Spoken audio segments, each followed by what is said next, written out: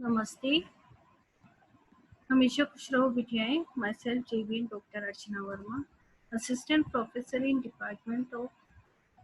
Homeopathic Department of Homeopathic Surgery, Faculty of Homeopathic Science, Jyoti Vidyapeeth, Women University, Jaipur. Now in this lecture, continue the sinus and fistula. Now, pathophysiology of sinus and fistula. Congenital, first congenitally. Arise from remain to embryonic duct that persistent instead of being obliterated and disappearing completely during embryonic development. That is preauricular sinus brachial fistula or congenital atrioventricular fistula. Now acquired, usually secondary to presence of foreign body, necrotic tissue in infected area, microbial infection followed by inadequate drainage of abscess, that is preanal abscess when burst spontaneously into skin forming a sinus and when burst into both skin and anal canal forming fistula. Now clinical feature, usually asymptomatic but when infected manifest as a recurrent persistent discharge, pain, constitutional symptoms if any deep-seated origin.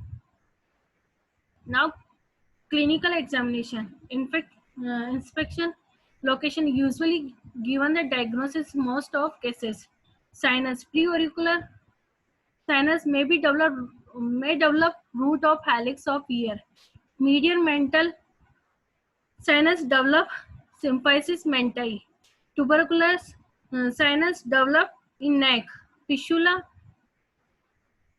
brachial fistula, stenomastoid, anterior border, parotid region, thyroglossal, midline of neck below the hyoid. In this picture, first show the preauricular, second, second median, second median mental sinus, and is in this third picture pyloidal sinus. Now number usually single but multiple in seen in HIV patient and acidomyosis. Opening, sprouting with the granulation tissue, foreign body, flushing with skin, tuberculosis. Surrounding area, erythematous inflammatory, bluish tuberculosis. Exo-created fecal, pigmented chronic sinus fistulae. Discharge, vines in cheesy-like tubercular sign, fecal fistula, yellow sulfur granulation, acidomyosis, bony granulation, osteomyelitis, yellow prevalent, staph infection in mucus like a brachial fistula and saliva parotid fistula. Now palpitation, temperature and tenderness, discharge of an application and pressure over the surrounding area. Induration, persistent in chronic fistula, sinus acid, acidomyosis and osteomyelitis. Tubercular sinus indurated and absence. Fixity, palpitation and deeper plane. Lymph node palpable